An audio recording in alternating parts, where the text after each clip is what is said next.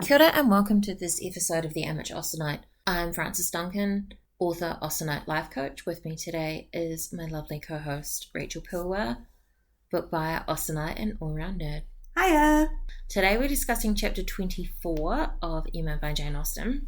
In chapter 24, Frank and Mrs. Weston go to visit Emma and they will go for a walk together.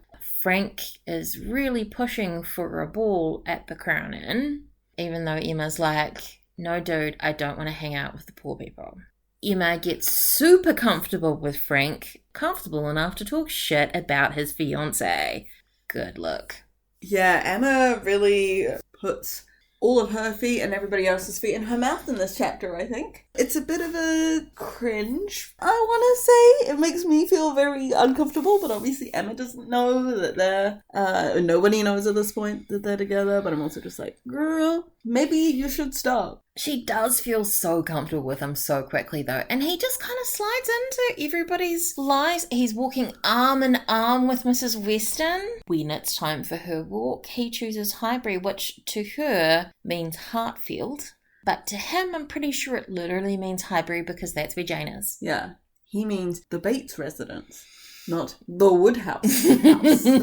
He's a bit of a chameleon. He does very well to adapt to whoever he's with and talking to. Whether that's a sign of being ingenuous, though, I wonder. Like, it's a little bit... disingenuous. I mean, it's a little bit manipulative. He's kind of is unintentionally playing everybody. He's only got his interests in mind, which is seeing Jane. Yeah. But in doing so, he's kind of manipulating the people around him to get to that end. That's pretty much what Emma says later on when she finds out about it. And it's also, Mr. Knightley thinks that Emma's so upset by the news at the very end of the story, and it's like, well, actually, no, it was a bit of a scandalous thing for him to do. He's a bit of a scoundrel. Yeah, private engagements were dodgy, because when you're engaged, there's a lot more leniency. You could be having the sex.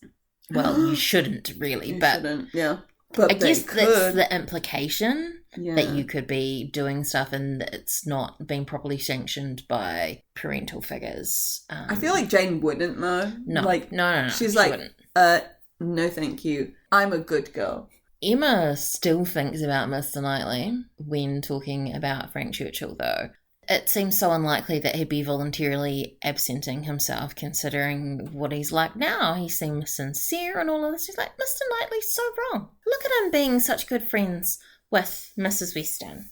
For a couple of reasons, Emma feels so comfortable about him when they first meet. A, is a way to spite Mr. Knightley, who she's known all her life, who she is incredibly comfortable around, to be like, look at me being super comfortable with this other guy. Like, you're wrong about him. I'm like, he's the greatest. He's so lovely. And obviously I'm comfortable around him because you're wrong. He's a distraction from everything else. We've discussed her loneliness and how she doesn't have very many equals. And this is someone who she did know when she was younger. Another friend for her, even though he's a guy and they can't be the same friends in the same way. But maybe she sees him as like a girlfriend. He's my lesbian boyfriend. Which is totally what happens in Clueless. He's literally the gay guy. Yeah, exactly. The last thing is that maybe she just sees him as someone neutral to her. Well, she thinks that he would be neutral to her Jane Fairfax feelings, and is just like, I haven't had anybody to talk to openly about how much I hate this chick. You're new to town, you don't know her. She does know they are acquaintances, but maybe she thinks he might feel the same way. They do get into talking a little bit of shit. But again, he's playing her. He's like, she could say shit and he'll just be like, oh yeah, you're so right, of course. She's saying stuff that she would not say if she knew about their relationship, like warning him about Miss Bates. He thanks her for the preparatory hint. The talking aunt might have taken me quite by surprise. It would have been the death of me. Rude. Says family you're talking about, you bastard. And then he goes on to say that Jane looked very ill. But also, it's possible she was literally looking ill. He's so careful trying to dodge things. He's hastily exclaiming, changing the subject when they come up to Ford's because he doesn't know how to talk about Jane without accidentally saying the wrong thing. Mm-hmm. And he's like, cool, now that I've had a chance to compose myself, I get your question. I can answer you. I can't answer you until I know what she has said to you. I met her a lot in Weymouth, and I knew the Campbells in town. Is that sufficient? Answering without answering. She's like, so you know what her destiny is. And he rather hesitatingly says, I believe I do, because he knows she's going to be his wife. But he can say the actual thing, I believe I do, without saying, yes, I'm going to marry her, or she's going to be a governess. Just, yes, I know. Mrs. Weston, who's been here this entire time and it's just been the two of them talking, absents herself so they can continue talking, because she's like, you don't want to talk about her having to be a governess in front of me. I used to be a governess. And he was like, of course. She's on ever been my friend. I do not ever think of her as my governess, which, yeah, facts. True. Mrs. Weston, she leaves them because, don't want to talk in front of her about being a governess, but also she's trying to get them together, and maybe she's like, oh, yeah, I'll just leave you guys to talk. No, you guys just flirt. I'll just be over here watching. Trashing somebody else is totally flirting. I love it. So romantic. Frank somehow manages to land on the exact right way to talk about Jane. He's talking about how Mr. Dixon preferred her playing to his future wife. And Emma's like, you'd rather have a stranger preferred than your friend. Super improper. So I have a suspicion. He's like, backpedaling. No. And then he begins to say one thing and checks himself. And then he's like, well, maybe. I've got to pretend I don't know them that well. What's actually happening? They seem to all be good friends and stuff. Emma she gets into it pretty quickly. Probably my fault that I don't like her. It was wickedness. Because everybody idolised her and she's so reserved, and you can't love a reserved person until they stop being reserved, and I must be more in want of a friend to take the trouble of conquering anybody's reserve. Her not talking about things just makes me think that there are things to conceal, basically. She's hiding stuff. It's like, and she is. I mean, Emma's not wrong. Yes, I feel like I have to agree with you here. What? There is safety in reserve, but no attraction. One cannot love a reserved person. You're like, Two reserved people could love each other, though, couldn't they, Frank? And this is literally the second time they've met. And they're already talking shit about someone making up stories about her and Mr. Dixon.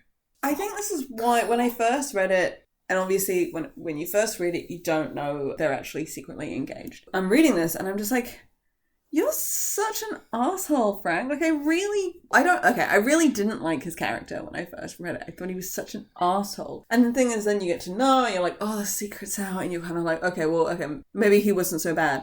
But then you go back and read it, and you're actually like, no, man, you are an asshole. Like, playing everybody off. Everybody off. You've been a dick to your dad and to your new stepmother. You're awful to Emma and how you kind of lead her on. And actually, you're awful to Jane as well by like, you're trying to hide things and not admit. But it's like, if she was a fly on the wall in this conversation, do you think she'd still stay in a relationship with you? I wouldn't. When she sees this behaviour in front of other people, that's part of the reason she gets pissed at him. Yeah. He's behaving inappropriately. On their walk around Highbury, they go past Mr. Elton's house, and he's really caught looking at the house. Emma can see through him, finally. He says, there's a wonderful house to share with a woman that you love. And she's like, he wants to get married. He wants to marry somebody that he loves. His estate is not going to make him happy. He would give up much of his wealth to be allowed an early establishment. I mean, I'm not sure about the giving up the wealth, but the rest of it, he has let too much slip. I think it would depend. I think he's so in love with Jane at this point, he would give it up for her. But he clearly hasn't or doesn't do that because he waits until his aunt has passed away before he does that. He wouldn't do it while she was alive. That's why they're a secret engagement. So actually, you're right, he wouldn't give up the wealth, but he likes to think he would. He thinks he's such a romantic. And I mean, you know what, maybe it is a super lovely house. And he's like, you know what, we could be happy there. Maybe he's just wanting that thought of like, it'd be so nice to just have a place together where we could be. But actually, you get down the road, you're not quite as happy as you thought you were. It's the whole thing about Willoughby and Marianne and Sense and Sensibility as well. He would have a wife that he loves, but we would always be poor, and could he actually cope with that? He would love you until there was no money, and then he wouldn't love you because he would resent you for the life that you're living. Jane's not coming from any kind of money like that he is. He wants to think he'd give up the world for her. They would go poor, and she would never resent him for giving it up. She would never resent him for the lack of money. He would resent her for his decision to give up the money for her. It's the same with Willoughby. It's not that the women in Austen don't want to marry wealthier people, but it's the men who are so much more swayed by how much money they will have or won't have. Mr. Elton? Mr. Elton, Wickham, they ideally want to be with women who will give them, or who they want to be in a position where they have more money, always. They'd rather have the money than the woman. I was reading a thing that was talking about some research that showed that the relationships that are successful, either the couple love each other equally, or in a heterosexual relationship, the man loves the woman more, because if he doesn't love her more than she loves him, he will not forgive her anything.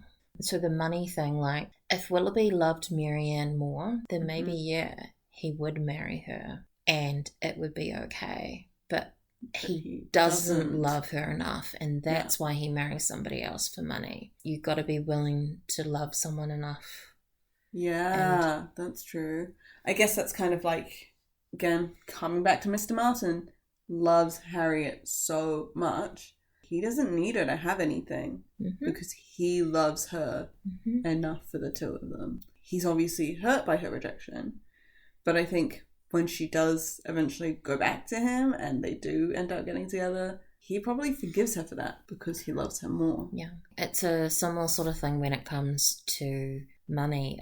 The research was saying that if a man loves you more, I'm not quoting this directly, and I probably will never be able to find it again to point anyone to it, but that if a man loves you more than you love him, he won't be as upset about you earning more money. But a woman earning more money than a man in a heterosexual relationship will often lead to them breaking up. Because for the man, presumably, it's emasculating. But if you love someone... Interesting thought to think about. Frank is so blind to everything else that he just wants to spend time with Jane, that he's going on and on about the ballroom at the Crown Inn, even though it's kind of falling apart and there aren't enough people of the same rank to really hold the ball, and he's unwilling to change his mind about this. And Emma's like, I'm uncomfortable about his indifference to the confusion of Frank, like his just refusal to see it. But also, he's more like his father than I thought, and much less like the Churchills than I would have thought. Knowing what we know now, looking at this, it's very clearly, he's like, that's how I can spend time alone with Jane. I want to be with her. If there's a ball, I have time to be alone with her. I can touch her. Not in any sort of a dodgy way, but... we could dance together. I could invite her to dance and it would be acceptable. And that's probably the closest they can get to privacy in this situation that they're in. That's why he's so adamant about it. Pretty sure he says something similar in his letter at the end, his explanatory letter. Everything was about trying to see her and be with her. It's kind of romantic. In some way. In some ways. In some ways. How would you feel if someone created a whole ball just to be able to dance and talk to you for a few minutes? Sounds like a lot of pressure, actually. I was going to say, I was like, oh, but... Well, I mean, we know that Jane likes him the same way, but what if you didn't? It would be so awkward. I mean, Mr. Elton kept trying to find ways to talk to Emma, and she was not into it. She was willfully ignorant there. But yeah, the whole ball is all about Mr. Frank Churchill, trying to spend time with Miss Fairfax. I can't wait until we're there. Because he goes away and then he comes back and then there's the ball. But next chapter, he runs off to London to get his hair cut. That's what he tells everybody, but secretly he's buying her a pianoforte. Again, sweet, but also inconvenient. Should have stuck with the haircut. And that's our discussion of chapter 24 of Emma by Jane Austen. I've been Frances Duncan. This has been Rachel Pilwell. Bye. Thank you for listening. We wish you happy reading. Beep, okay. Beep, beep, beep. We talk a lot about how much men suck on this podcast, by the way. Yeah. Yeah. We're sorry to any men listening, except for my coworker Marcus. Suck it.